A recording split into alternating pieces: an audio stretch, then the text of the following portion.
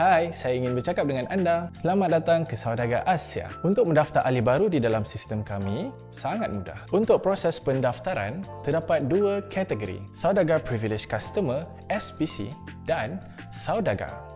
Untuk pendaftaran, ada 3 bahagian dan beberapa langkah. Bahagian 1, pendaftaran Privilege Member. Langkah 1, tekan link atau imbas QR Code yang diberikan oleh upline anda ataupun pihak HQ. Langkah 2, pilih jenis pendaftaran sebagai Privilege Member. Langkah 3, pilih sama ada vendor atau member. Langkah 4, isi maklumat peribadi anda. Pastikan nombor telefon dan email yang anda gunakan belum pernah berdaftar dalam sistem e-Saudagar.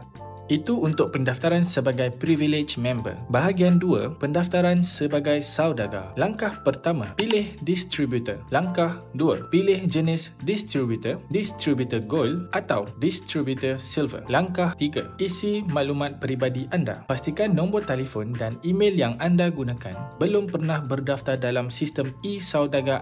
Langkah 4, Distributor Silver. Pendaftaran adalah RM30 untuk Semenanjung dan RM35 untuk Sabah, Sarawak dan Brunei. Distributor Gold, pendaftaran adalah percuma, akan tetapi anda perlu membuat pembelian minimum sebanyak 360 PV. Sekiranya jumlah pembelian tidak mencukupi, sistem secara automatik akan menghalang anda ke langkah seterusnya. Langkah 5, jika anda pilih penghantaran, isi billing address. Jika alamat penghantaran sama seperti billing address, tandakan same as billing address. Langkah 6, pilih kaedah pembayaran dan tik pada kotak dengan terma dan syarat.